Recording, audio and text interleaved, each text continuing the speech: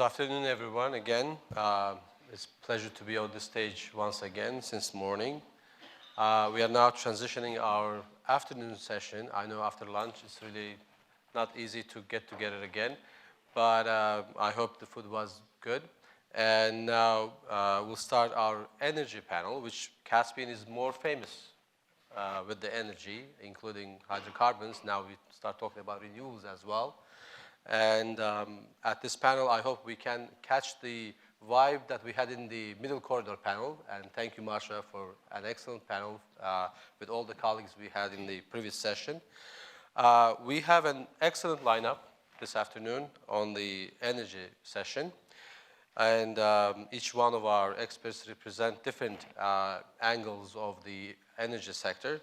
We have Robert Eichert on my right-hand side, who's coming from the think tank world, as well as wide policy experience as well. Bob Scher, dear friend, from BP, and he has a very distinguished career in the US government and also now BP, as well as our Georgian colleague, who's on my left-hand side, and Zhubo, good to have you here.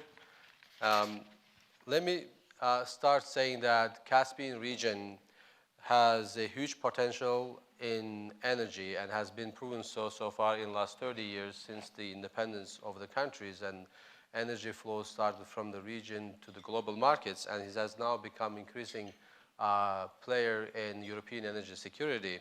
But there is more to discuss about this because 30 years has been very successful in development of several projects in the region.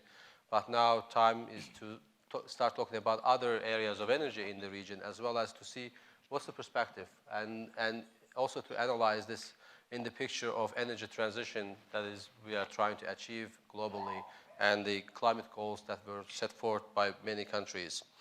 So with this, I want to start with our first speaker, Dr. Robert Eichert. I will give some highlights from his long bio that I have, but he had a very distinguished career. Non-resident senior fellow, Atlantic Council Global Energy Center. He's authoring a policy series on power sector transformation in developing countries and contributing to the Council's work on the climate change at Atlantic Council. Also energy security and geopolitics of nuclear energy innovation. In last year, he also worked with Tetra Tech on the new American Innovation Center for Central Asia Initiative, which is very relevant to our today's forum, under the USAID-funded Power Central Asia project. Dr. Eichert enjoyed a distinguished 40-year career in the US government, advancing US international energy interests. He retired in January 2016 from the US Department of State, where he served as Deputy Assistant Secretary for Energy Transformation in the Energy Resources Bureau from 2011 to 2015. Prior to his assignment, he also had a very important role at the USAID in the Europe and Eurasia Bureau as Chief of Energy Infrastructure. He managed and supported through 2011 over 500 million in energy and infrastructure projects in Eastern Europe and the former Soviet Union, and led US efforts to further the energy market transition and promote private investment in the region. He initiated the first US energy assistance programs in Eastern Europe in 1990, since the early independence of the countries. And also in 2016, Secretary Kerry awarded him the Secretary's Career Achievement Award. Good to see you, Dr. Eichert, and always last year we had you here, and a lot of things have changed since then, and we look forward to get the update. Well, thank you very much, Ifkan. It's a pleasure to be here again this year, and thank you for inviting me. We've heard a lot of energy aspects this morning. Almost every speaker and panelist talked about energy in one way or another. So I think I'll try to see if I can tie some of that together. And of course, the Caspian region, like other regions, is sort of dealing with these three issues at the same time: energy security, sustainable economic development, where energy cross-cuts, whether it's water or food or health or what have you, as part of the SDG process. You can see all these different links. Actually, the former Secretary General Ban Ki-moon used to call it the golden thread. Cuts through all these development goals and issues. And then third, climate change, as you mentioned. And while, in a sense, there are certainly other large regions that emit more, it's still a very relevant issue in terms of the transition from a region that's dominated, except in the hydro states, with oil and gas. So, I mean, we talked about the geopolitics of the region, and that is clear in the context of the war and the tremendous effort of the EU to diversify their energy supplies and what that's meant for global oil and gas markets in particular, but overall supply chains in general, including for renewable energy. And we've talked a little bit about China, but I want to say that I think, having watched this and seeing China's increasing investment in the region, that the events last week were very significant. And we'll see exactly all the details as they develop. But clearly, the major initiatives that Xi Jinping announced in terms of infrastructure investment, oil and gas, hydro, solar in Kyrgyzstan, just a plethora of announcements and activities. And this, I was looking at, Boston University has a dashboard on China energy finance. If you haven't looked at it, it's interesting, because it goes over the last 15, 20 years of what China has financed around the world in terms of energy. So for Central Asia, over the last 15 years, China's provided about $32 billion from just the two policy banks, the Export-Import Bank and the China Development Bank. That's not including some other financing mechanisms that they have and banks, particularly that finance like renewables and company finance. So huge amount, right, compared to any other outside investor, and even compared to the IFI's investments. Most of it was in oil and gas, but a lot of it was in pipelines, but a lot of it was in, some of it was in energy transmission, hydro, and a small amount in coal, which they've invested heavily more in Southeast Asia and some of the other regions in coal, Pakistan, et cetera, than in Central Asia, but they've done some. So the big challenge in terms of what this means, what does it mean for the energy systems, for the infrastructure systems, for the governance and institutional aspects, because obviously you read what the G7 said about it. They're using non-market practices and admonished them in terms of their economic coercion and, of course, the famous debt trap diplomacy aspects of it. But I see it as very important to mention in the context of taking advantage of the war and to some extent the preoccupation with Ukraine by Russia and, of course, the US and others as well. And so I'll stop at that in terms of the broader framework. I wanted to mention, I think, 5 issues or priorities that I see, and some of you may have heard some of this when I was on the CPC webinar on renewables, but I think it's worth repeating, yes, because obviously they're pretty basic principles. So we heard about sort of the environmental issues, and the ambassador from Kyrgyzstan talked about the energy-water nexus. And I have seen over the years, and this has been borne out by the communications that we used to have with all of our posts in the region, about how important the water management issues, and those relations were for political as well as economic and environmental reasons. And now with climate change, it becomes even more important because the trends that we're seeing in terms of glacier melt and in terms of moisture in the soil, requirements for irrigation, all those kinds of things are huge issues related to that. And of course, we've had the traditional relationships in terms of the upstream and downstream states.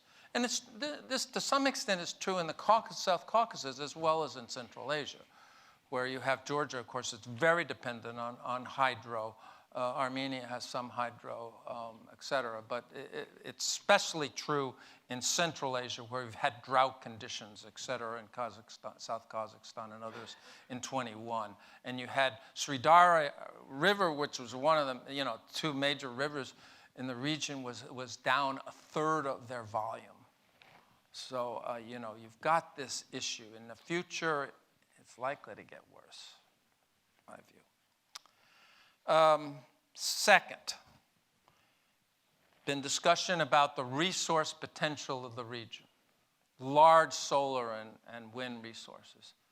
And even in Georgia, you're finding that you have significant resources that can be developed for low cost and have in Armenia as well good bids. In Azerbaijan, World Bank just came out with a study that estimates that the feasible offshore potential is 7 gigawatts.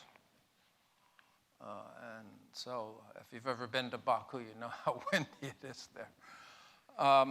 And so big resource potential to diversify their energy mixes. You have to remember that you've got both the sort of the oil states that are relying on oil and gas, and Kazakhstan big on coal. And then you've got, in a sense, the hydro states, Tajikistan, Kyrgyzstan, and Georgia in particular, that have very high that. So diversification is important both for the oil states as well as for the hydro states. It's a different kind of diversification, but you don't want to be too dependent on hydro, and you don't want to be overly dependent on fossil as well, especially in today's where you're trying to meet the emissions and the renewable targets that the countries have set in the context of the climate COP process. Major investments are needed, but you're seeing now, and my latest estimate, I guess, is that especially in Azerbaijan, Uzbekistan, and Kazakhstan, larger projects are being developed, potential of about 15 gigawatts between now and 35. My estimate earlier in the webinar was a little bit higher, but I've scaled that down a little bit. And you've got IFIs all over the place in terms of including the Asian Infrastructure Investment Bank, Chinese financing.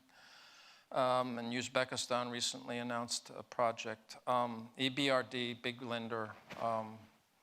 Of course, the big thing that I notice is that there's not many US companies in this list of renewable energy investors.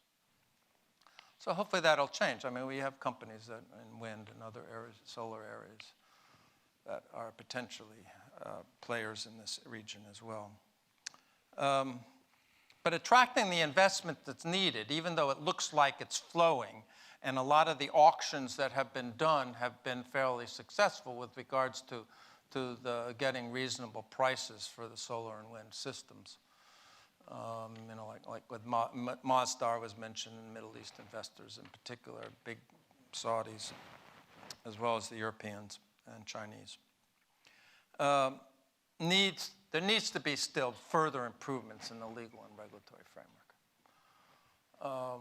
And we see that particularly not only in terms of low prices, which is particularly important now because the cost of some of the renewable projects around the world are going up.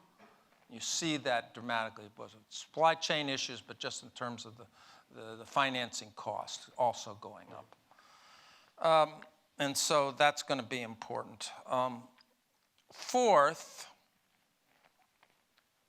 and I should say that the BNEL, does the climate scope report, that in 2022, you look at the comparative ranking, countries in the Caspian are not well positioned with regards to the scores on that in terms of the climate for clean energy investment. So, and they go through a number of areas that are for improvement, and I won't dwell on that now. Fourth, when we talk about the transition, the issue of the grid becomes vitally important. Not only the high voltage transmission grid, but the lower voltage transmission grids as well. And we're seeing that.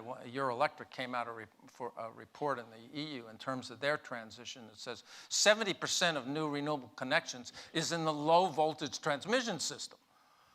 Now, for the 1,000 megawatts, yeah, those are going to feed into the high voltage grid, but renewable development can occur at the various levels, and so there needs to be improvements in the distribution system. And if you look, traditionally, the International Energy Agency has used about 35–40% of total power investment needs to be in T&D.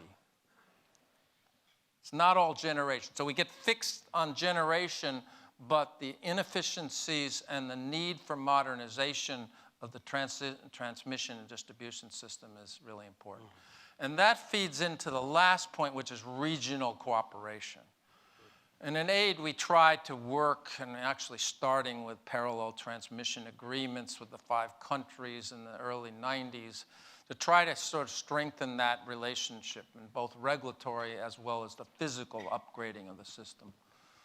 A lot of investment is needed to facilitate that trade, which is really important because of the seasonal variations in the hydro, and the new integration of renewables will require much higher strengthening grids. And I think, in Georgia and the South Caucasus, there's also that effort that's probably a little bit more advanced in terms of trying to build up the high voltage network and including exports to Turkey and elsewhere. And so I think that if we're talking about creating a reliable, resilient system, clean system, with higher levels of intermittence. And the countries are talking now about 20–30% renewables over the next decade. The role of natural gas will be important. Important in terms of flexibility of the system, reliability. You already have a lot of the countries that have natural gas. You have the winter problem in the upstream states like Tajikistan and Kyrgyzstan, where they've struggled to meet the winter heating and other requirements. And so natural gas is an issue there. And so I think that I probably would like to talk some on the nuclear side, Ifkan, but I think I'll stop here now, because obviously nuclear is a longer, small modular reactors, and the nuclear is a longer-term option. But it is an option that the country should be looking at more closely, given the technological developments that are occurring, and I think will become a reality by the end of the decade here in the U.S. and Europe. Thank you, Bob. Excellent overview. And I will actually have a question about how we use the new emerging technologies and how the Caspian countries built on the partnerships with international players as well as best practices that are out there. Right. So I'll turn to actually now Bob Scher, Head of International Affairs at BP America. It's always good to have you here every year traditionally. And I think over the 7 years, we always had you in this panel. And thanks for continued support to our events and programs. I want to read some highlights from your long bio again and introduce you to our audience. Many of the audience knows you already, but Robert Scher is the Head of International Affairs for BP America. Before joining BP, Scher served as the first Assistant Secretary of Defense for the new Office of Strategy Plans and Capabilities from 2015 to January of 2017. Mr. Scher was responsible for advising the Secretary of Defense and Undersecretary of Defense for policy on national security and defense strategy, the forces and contingency plans necessary to implement defense strategy, nuclear deterrence and missile defense policy, and security cooperation plans and policies. Cher also previously served as the Deputy Assistant Secretary of Defense, as I mentioned. And also, I want to say that Mr. Cher has a Bachelor's of Arts from Swarthmore College and conferred with high honors and a Master's of International Affairs from Columbia University School of International and Public Affairs, where he was awarded a DuPont International Affairs Fellowship. Good to have you here, and your long experience at the Department of Defense for about 15 years, and at now BP, one of the major investors in the region, and we closely follow your work there. And good to have you here. The floor is yours. Well, thank you. I am happy once again to be here. Sorry that I missed the earlier pieces, which I know were very useful. You'll know that whatever I say, right or wrong, is my own and not reliant on anybody else who came before me. And I do think, as I was thinking about what I would say here today, it occurred to me that many of you in the audience may wonder, how is it that I'm going to say anything different than I've said before? And I have to tell you, you're not alone in wondering that. My wife actually asked me, what are you going to say that's different this time? So in the past, I have often spoken about significant energy projects in the region, what made them successful, what we can learn from public and private cooperation and partnerships, and what that means for the importance of the region and for the impact of the region on the world, especially in the energy sector. And all of this remains true, but I didn't want to say that again. So recognizing that I was pretty sure if I didn't want to say it again, you all didn't want to hear me say it again, I've switched up from my 5 key elements, which absolutely you can find, and I think somewhere in a tweet somewhere. But let me do something a little bit differently today. I think it's worth it, given all that has happened in the world, to reflect on the lessons that we have learned, or maybe hope we have learned or should learn from this past year. The last time I was a panelist, on this stage, it was we weren't sure how this year was going to go, what was going to happen. I think we have a better sense now of what that is. So I've come up with 5, it turns out, lessons that I think we should learn from this, and I'd like to share how we in BP, how I think the energy sector writ large, and I think the region can understand and appreciate that. And since there are only 3 of us up here on the stage, I get to talk for a little bit longer than I have in the past, so here we go. 1, nation states and the decisions that they make matter. If you didn't understand that geopolitics and energy were related before Russia's invasion of Ukraine, you do now. And the demise of the importance of the nation state has proven a tad incorrect, if not, or at least early, if not incorrect. Number 2, the world needs energy in order to function, grow, and develop, as Bob noted, and to provide the benefits of that growth to our ever-increasing global population. Number 3, the world will continue to demand, and we need to be able to provide lower carbon ways of providing that energy, because frankly, the fate of our planet depends on that. 4, however, we have to pursue that goal at the same time that we offer the world affordable and secure energy supplies. Again, not surprising to hear Bob say something similar on that, not just because we share a name. And where is Sakuda, by the way, to be clear? Where's the other Bob? Next time. And that's okay, I'm just saying. We have too many Bobs already. Trust me. Again, my wife says that too. We have to get to a net zero world. We have to make this transition. But societies have made it clear that we need to do so in a predictable and orderly way that doesn't sacrifice affordability and security of that energy supply. And 5, and I'm going to cheat just a little bit here, government and decisions made by governments at all levels matter. And it matters for how this transition unfolds, how we meet these 3 goals of providing the affordable, secure, and increasingly cleaner energy. So happily for all of you here, I will not go through lengthy treatises to support each of the 5 points individually. I hope you wrote them down the first time. I won't do it again. What I do want to do is talk to you about how we at BP and with our regional partners are working to address the world in which we find ourselves, and how we are trying to show that we understand and have learned the lessons that I've listed the past few years. Russia's invasion of Ukraine thrust energy issues to the forefront of geopolitics. Markets were clearly shaken as the production and supply of hydrocarbons from Russia were in question about how long they would be able to be supplied.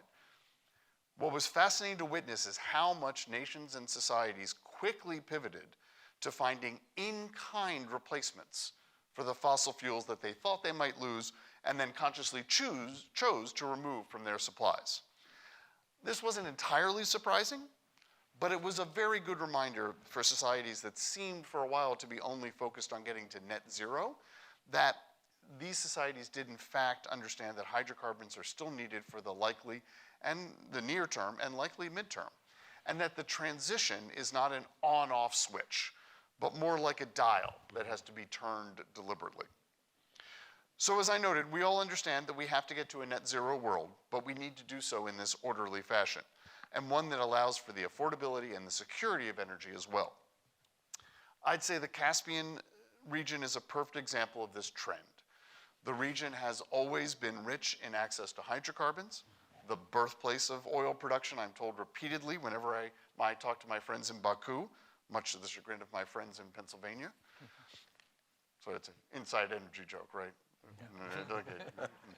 Sorry, I mean, doesn't work in most audiences, but I would think it would work here, right? Okay. And we in BP, along with our national and commercial partners, play a role in not only providing energy for the region, but also providing energy that comes from the Caspian to other regions, either directly in the crude oil market as a whole, or through Turkey and to Turkey, and then to Western Europe in the gas market. And we've talked about this many times, and I hear that the BTC pipeline came up in terms of the remarks of the ambassador from Turkey. A key development in the modern history of the oil industry and in the region, and the Southern Gas Corridor is another momentous achievement in the gas market.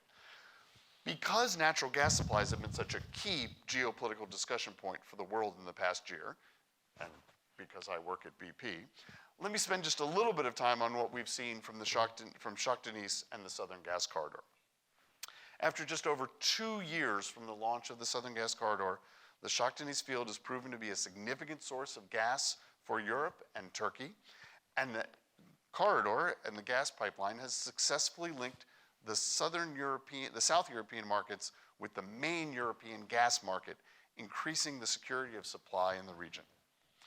To date, Shah Deniz has produced 182 BCM of gas since its inception, which approximates about 23% of its recovery. So that means there's more gas to come from Shah Deniz to support the energy security of the region and Europe. Shah Deniz had a very successful 2022, achieving 25 BCM of total gas produced, of which nearly 21 BCM was exported. In 2022, the operators along the Southern Gas Corridor, including BP, coordinated their efforts to conduct some high-flow trials that proved additional capacity in the system, allowing increasing export to Europe by approximately 1.5 BCM. So while the original long-term contracts were for just over 10 BCM to flow to Western Europe, we have been able to reliably expand those flows to all customers, and we are seeing between 11 and 12 BCM on a daily basis going to Europe now, depending on the market demand. And based on commitments from the market, we are working within the current infrastructure to bring the total capacity close to 14 BCM from the end of 2025. That's real hard numbers of what's going on, what's being produced in the Caspian, and what's going into Western Europe in response to the market, both long-term market mechanisms and the shorter-term market demand. Now, there's been discussion amongst governments, and again, go back to remember, government policy matters, to try to expand the capacity of the Southern Gas Corridor, and we are working with our partners to contribute to that. In order to increase, of course, you've got to look at how do you get significant infrastructure investment and find new resources. So at BP, we're definitely working with the consortium and our partners in Azerbaijan and elsewhere in the region. We've recently had a successful spud of the Shah Deniz exploration well to understand what we have there in terms of new resources to provide. We're going to take advantage of any new discoveries, but let's be clear, any new discoveries at a certain point will only get to outside of the region if there is infrastructure to support those supplies. And honestly, Right now, it's hard to see how much more than we have currently planned and expanded to, beyond that 14 BCM, that we can work without major and long-term infrastructure investment. As many of you know, the Southern Gas Corridor was only able to be built based on 25-year purchase agreements from 11 companies across 7 countries. It's hard to see similar infrastructure investments without some kind of similar commitments. But we also, in BP and in the region, know that the long-term to our answer to our energy needs cannot be met only with hydrocarbons. The 2 legs of what we sometimes call the energy trilemma are affordability and security, but that the other leg is how do we find ways to provide energy in an increasingly clean way. And here the region is doing that as well, on their own and with industry. For example, the ones I know, of course, BP and the Ministry of Energy continue close cooperation on Project Sunrise, a solar power plant project in Azerbaijan. Clearly, Azerbaijan, along with other states traditionally seen as hydrocarbon-focused, understand that there is a need for balance in energy production and that the world needs to put less carbon into the atmosphere.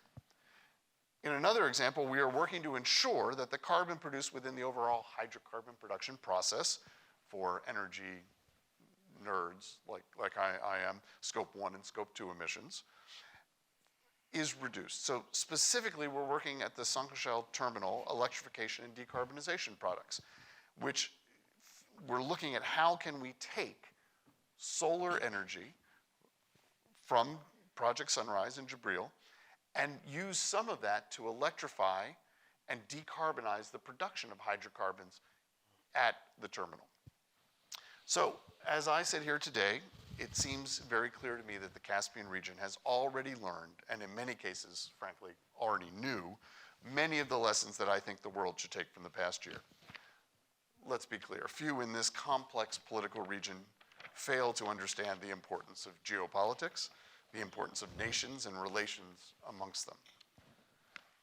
This region has been key to providing the energy the world needs for centuries and has seen development come locally and globally because of that energy.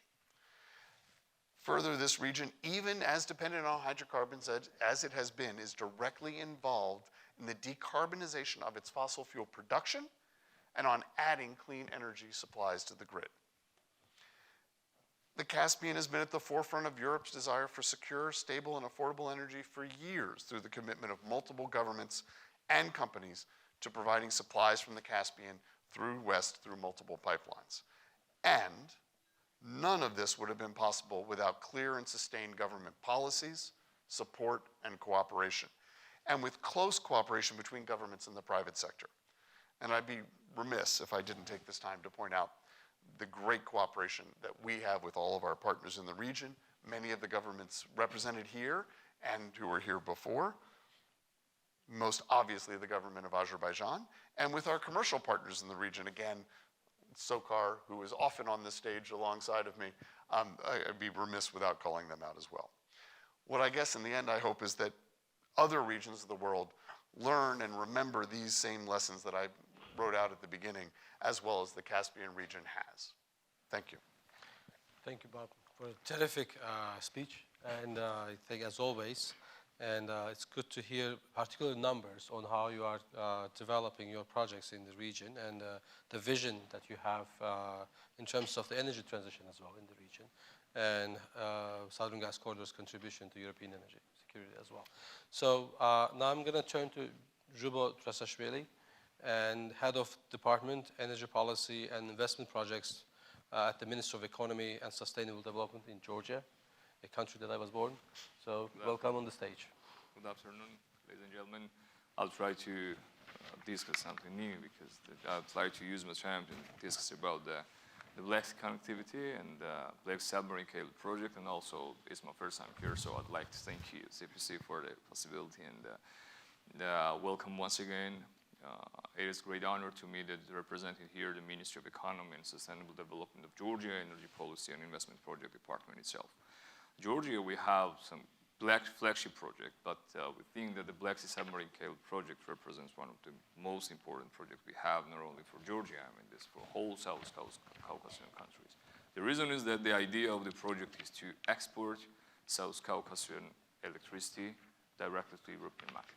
So the idea is that the capacity of this transmission line would be around 1,000 megawatt. That means the South Caucasus region will have possibility to transit directly to Romania and Constanța city, European electric system around 1,000 megawatts. The most important fact for us is that the Black Sea Cable project, just initiated by Georgia, in April 2021, the Georgian State Electric System has announced a tender, and based on the tender, the Italian company, Chassis Consultant Company, was the winner, and they have a deadline till this year, end of this year, so we can definitely say that at the end of this year, the feasibility study will finish, except some geological, geophysical studies, and then the project will be ready for the construction. In order to underline how the Black Sea Cable project is important for us, of course, being always also strengthen the connectivity, and like with this direction, the last year, December 17th, an international agreement was signed in Bucharest, and Azerbaijan, Romania, Hungary, and Georgia has signed the document based on all these countries has taken the obligation to put some effort, some equities for the cooperation in order to develop the project together. Despite the fact that there are several countries, several neighbor countries, I mean, South Caucasus region, they already expressed their interest to join this memorandum of understanding and to do the equity in order to use with this possibility and be the part of this whole project. We all know that transmission line, it means that all the produced electricity, all the countries have to sell it directly to the market. So with this direction, they have to their own local market and then export to the European market. So unfortunately, we don't have the market at the moment, but it will open in July 1st. It means that the Georgia will have possibility, and the Georgia power producers, to sell their produced electricity to the Georgian market. And as soon as the Black Sea Cable project will start mass main operation, we also have possibility to, through our market, to export this electricity. With this direction and with this, some kind of support, we have also changed the law. That means that we update it in order to have some balance, some complex with these directions. We have Georgia as a country at the moment. And we have launched a new law that is contract for difference. This is also European practice, and we try to do in accordance with the requirements we have at the moment. And we applied the contract for difference that directly connects to the capacity auction. And all the interested parties, you have mentioned the PPP, how you know that is most important for how the public sector is working with the private sector. So we had like some decision to support also the PPP procedures with this direction, with this energy market opening, with this Black Sea Submarine Cable project. And the last year we have also launched this new contract for difference. We already had the first capacity auction that with private investors has expressed their interest to construct hydros, wind, or solars. And I think that we were preparing for this Black Sea Cable project construction workings. This is most important that we have more than 26,000 rivers, and unfortunately only 26% is allocated. And it has to be mentioned that we have huge resources from the renewable energy sources, and I mean that this is some kind of parallel process. We have some two fights. On the one hand, we have to construct the new buildings, new hydro, new wind, and new solars. On the other hand, just use this possibility that the Black Sea Cable has. So the Black Sea Cable will install the 2 kilometers in deep, and the length will be 1,195 meters, where from the 1,100 will be on the sea, and the 95 will be at the land. So I think that this will be the most important part for the energy security direction and involvement of all the countries, even the USA also. Involvement, America's equity for the project development is vitally important for us. Thank you. This was what I'd like to tell about two words about this. Thank you so much. And it's an important undertaking, actually. It's something new about the region, producing electricity and providing to European markets. An interesting cooperation group of countries, actually, that is there. And I'd like to commend your country and your partners for doing this. And it's something also other than hydrocarbons, perhaps, in that sense. That's also important for the energy transition as well. Thank you for your comments. Before I turn to the audience, I have a few questions for our speakers, and we still have some time left. So that let me start with Bob, actually, and picking up from the last point that you made, especially availability of new technologies in the energy transition. And how do you think the countries can work better in that sense? Well, obviously, I wanted to comment on the evolution that's occurring in the nuclear area. I mean, to some extent, we're seeing really a burst of activity to develop innovative next-generation reactors of all sizes. But obviously, if you look at this region, and of course, you've had the agreements that Russia had signed with Uzbekistan before for building a VVR 1200 reactor. But I know Kazakhstan and others are looking at options too for nuclear. What's happening in the area, and I was just at the Nuclear Energy Institute annual assembly meeting last week, some very exciting things occurring with regards to the development of these new reactors. You may have heard about NuScale because they've done quite a bit of advertising in terms of their modular 70 megawatt or so light water reactor units with a high, small footprint, passive safety features, a lot of new elements as well, and flexibility in terms of its role in the system. But other companies are also working on both light water reactor options as well as more advanced systems with different mediums and that require HALEU fuel, which is low assay fuel, which has higher level of plutonium. But these can fit into these systems in the future for both electricity generation at the large scale, as grid scale, as well as more of the mini grid or local level. They can, some of the reactors, like the systems that X-Energy is working on and will be developing a project in Texas with Dow Chemical for 4 units by 2029 was announced at the meeting last week. They can provide process heat and steam for industries. So it is a pathway to decarbonization of industry that is so hard to do, especially when you're talking about very high heat applications in large industries. And so that's one possibility. You also have companies like Okla that are working, and they announced their plans for 2026 to have, in a sense, a micro reactor of 15 megawatts that they hope to have in place at Idaho National Laboratory's initial unit. And so you have then the potential for like industrial parks or smaller mini-grid applications where these reactors could come in. And they obviously,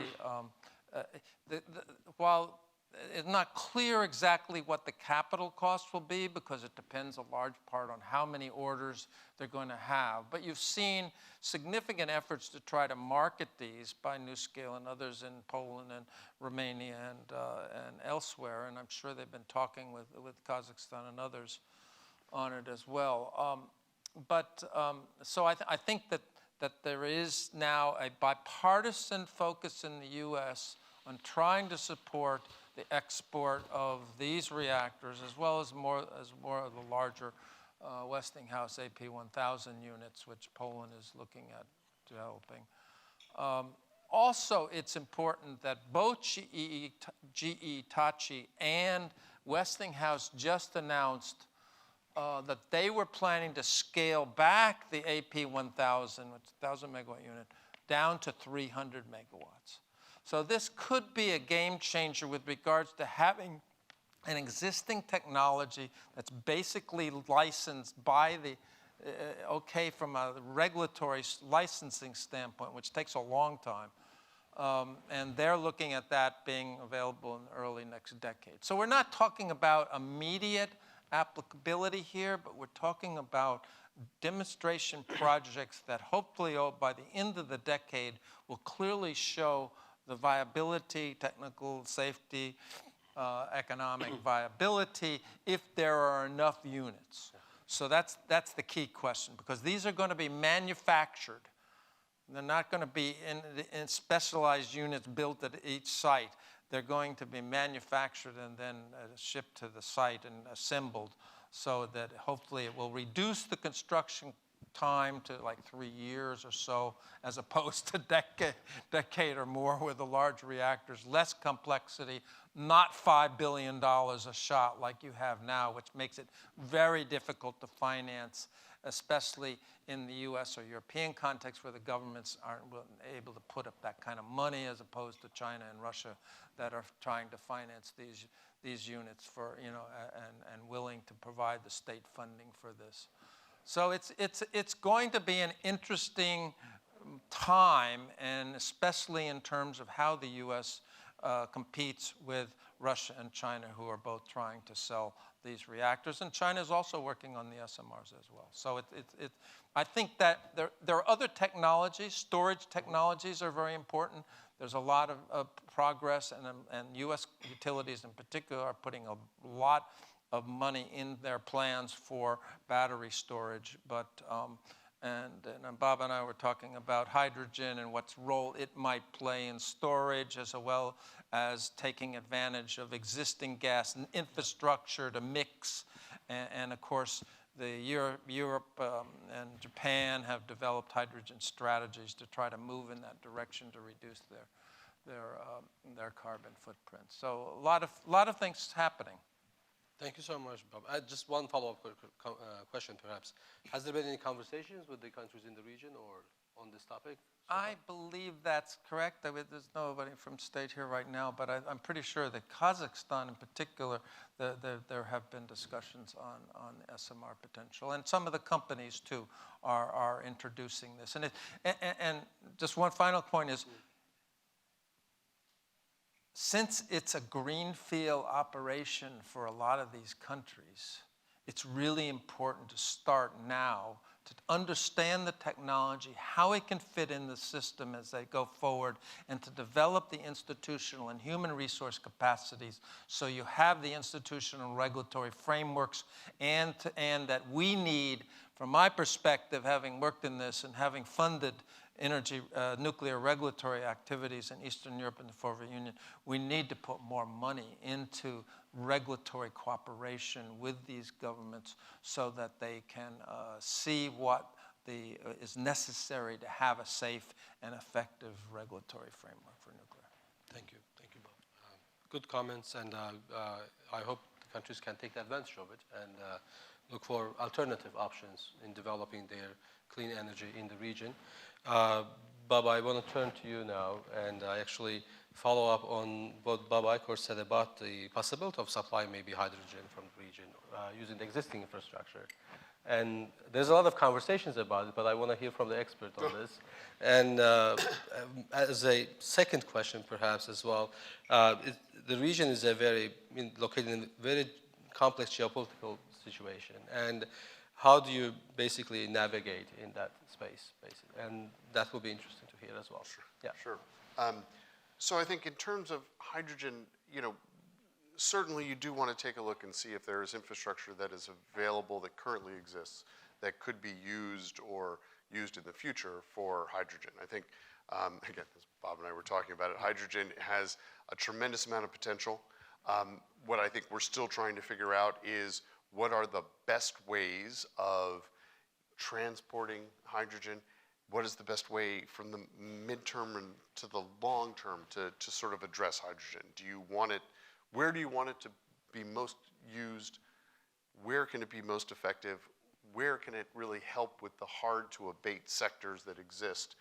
And I think we're really still working our way through that. I will also note that I think one of the big things we're struggling with as a sector is, if you're bringing on board a tremendous amount of new renewable production, where is it that it's best to put that for the energy transition? Is it best to put it to make green hydrogen, Or is it best to put it onto the grid and continue the electrification of as much as possible and add it onto the grid?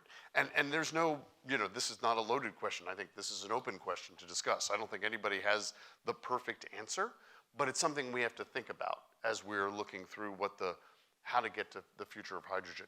The last thing I'll say, and I think it's a very important one for the region, is maybe not so coincidentally, it goes to one of my other points, which is government policy matters.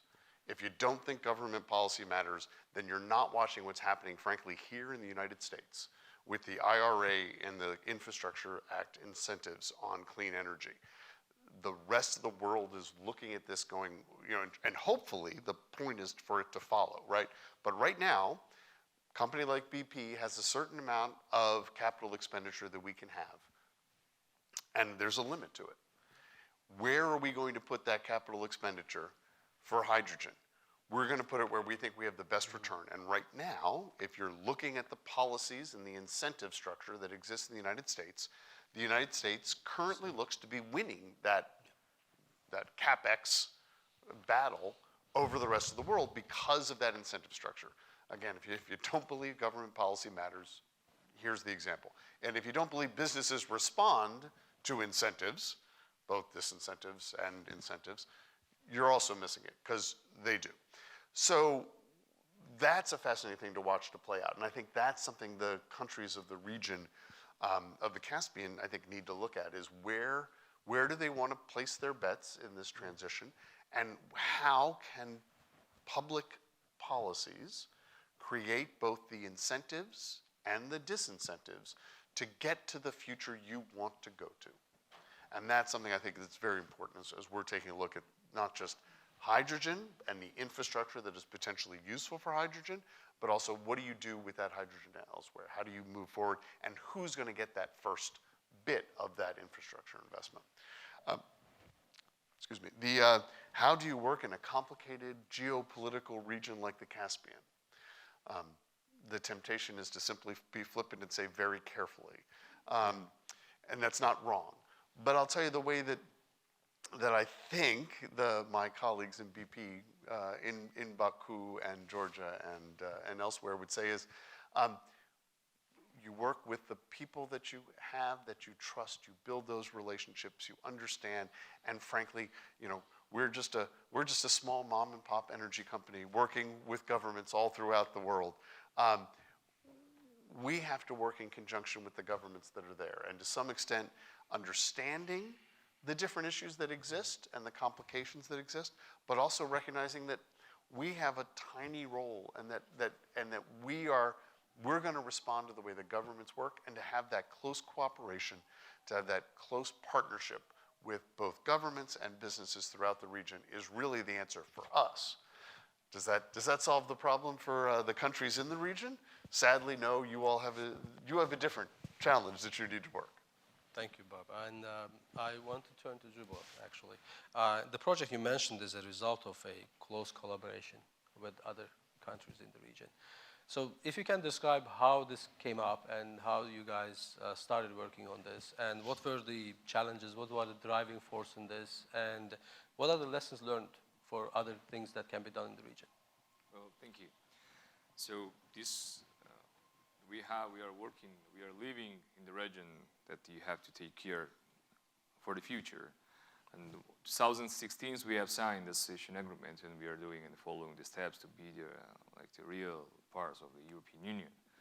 And with this direction, we had thinking what would be the practical way to be more close to the European side. And before you will be part of with this direction, you have to do all the practical steps to be the European Union. So after the researchers analyzing, you know that we have several resources of the energy. From the energy, we can produce several energy, construct more hydros, wind or solars. They were quite new for us. We have like 5 or 6 year experience for wind or solar. We have only one wind farm, but we have a several memorandum of understanding based on almost like 110 or 120 feasibility studies are finishing. And these projects are almost ready for building and for construction, for commencement of operation.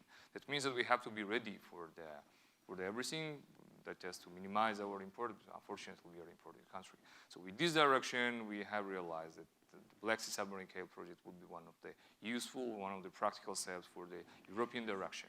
That means that when this project will start operation, Georgia will be one of the major partner of European Union.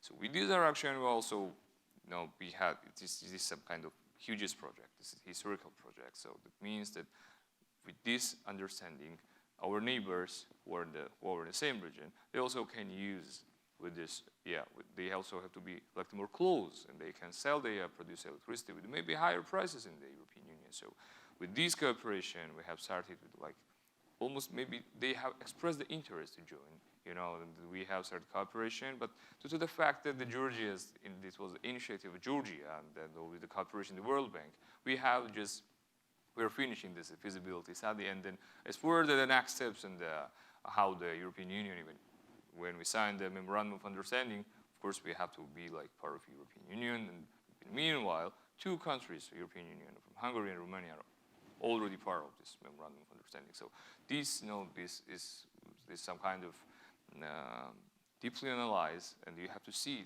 how the project importance is. All the countries are seeing it. As for the next, the challenges, the most important is to start construction as soon as possible, and all the involved parties who have expressed or will express their interest to join the memorandum or to join in the project, know that their equities, even technically or financially or intellectual resources, are fundamentally important for project development. Yeah. Thank you, Zubor. Thank you. Appreciate your comments on this. So I'll turn to the audience to see if any questions we might have. We have about like 5 minutes, so looks like we answered all the questions that there might be. Any volunteer at this point? Here we have one.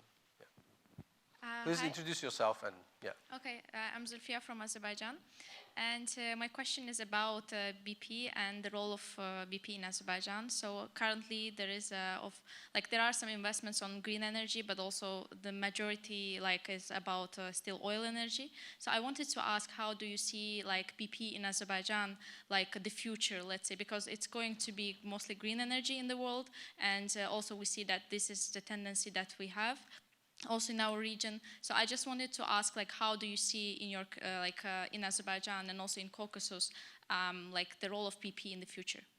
thank you. Let me get another question, then we can. Ariel, go ahead. Ariel Cohen, the Atlantic Council, also a question about BP and Good. We have 2 questions. security of oil and gas assets in Caspian and in Azerbaijan. Over the last several months, the relationship between Iran and Azerbaijan has deteriorated. There was a murder of the security chief of Azerbaijani embassy in Tehran. There was an alleged assassination attempt of an Azerbaijani member of parliament connecting to possibly Iranian services. The relationship is now characterized by friction. Do any of you see any substantive threats to the offshore assets in the Caspian in terms of oil and gas, but also pipelines? Thank you very much. So I think I'd characterize BP's future in Azerbaijan like I would characterize BP's future globally. It's I think, a great microcosm for the way we as a company are looking at it.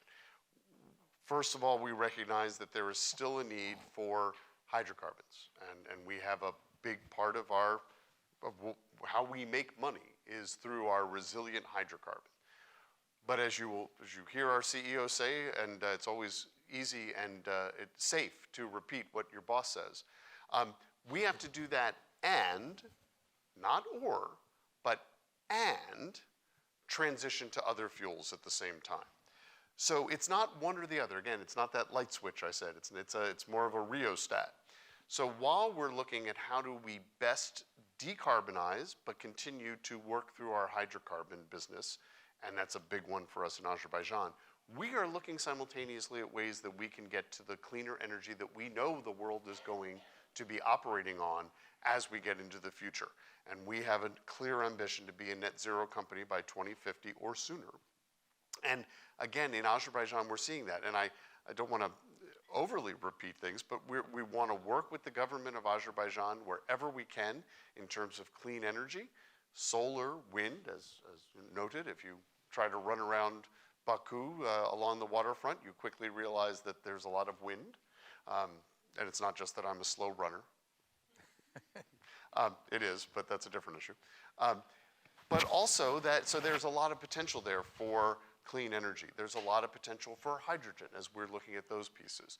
And the places that we're looking the most seriously about continuing to operate and cooperate are where we already have those relationships, right? So for us, Azerbaijan and the Caspian region writ large is a great place to look for that transition pieces as well of the energy sector, because we understand the countries, we have relationships, we operate there effectively.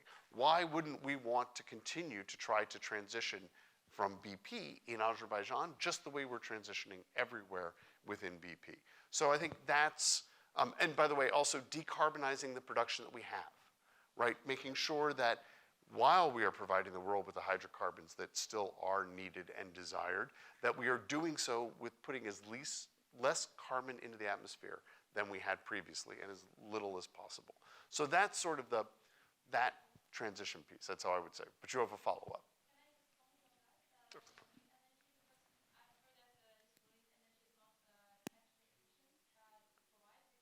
It doesn't have one direction, and it's always floating, and you cannot use efficiently these equipments for that. And like honestly, whenever you cross this place, I've never seen like they are actually functioning.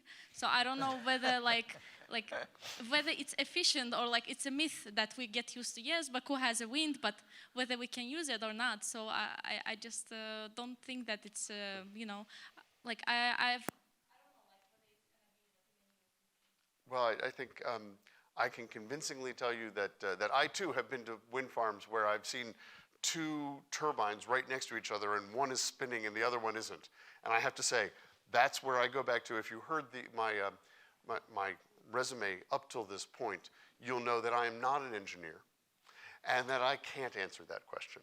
But I have a lot of people, I know a lot of engineers, and they keep telling me there's a lot of potential there. So I hope that they're right, but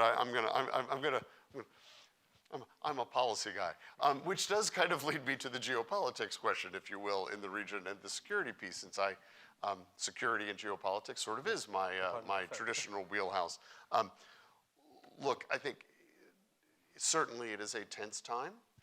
I guess I'd go back to, I don't think anybody ever involved in the projects of Shah Deniz, Southern Gas Corridor, or anything else offshore in the Caspian thought that there was an easy time. So I think it was based on the consortium, the structure, all of the things that how we operate in that region are based on the idea that this is a complex region where sometimes countries will get along great and sometimes those same countries won't get along great. And I feel very confident, frankly, in the governments in the region, Azerbaijan in particular, their ability to operate and figure out how to keep all of the neighbors relatively happy and peaceful. And I'm going to bank on that as we come up. But obviously what you've mentioned is something that everyone in the region is looking at carefully and trying to figure out what the long-term implications are. Thank you, Bob. That was a good closing comment, perhaps. We are out of time at this point, and 3 minutes over. Thanks for being patient, bearing with us throughout the day. I hope it was an insightful and good conversation for all of us. Thanks for taking time and joining us at the Caspian Policy Center's 7th Trans-Caspian Forum. Once again, I want to thank all our partners, all the embassies, for helping us. And I want to thank our panelists here, Bob and also Juba, for being with us. Let's give a round of applause to our colleagues. Thank you so much.